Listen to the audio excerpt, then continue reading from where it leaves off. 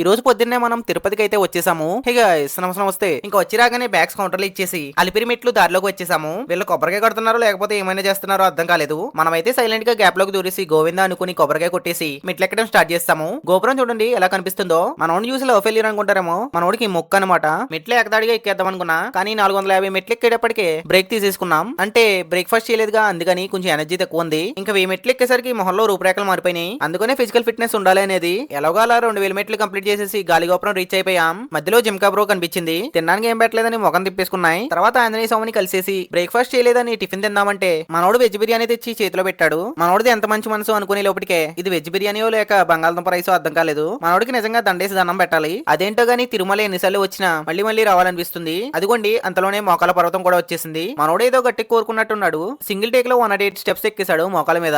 At last కి మనం మొత్తానికి పైకి ఎక్కేసాం. అదనమాట మ్యాటర్. ఈ వీడియోకి అయితే ఇంతే. నెక్స్ట్ వీడియోలో కలుద్దాం. ఉంటాను. బాయ్.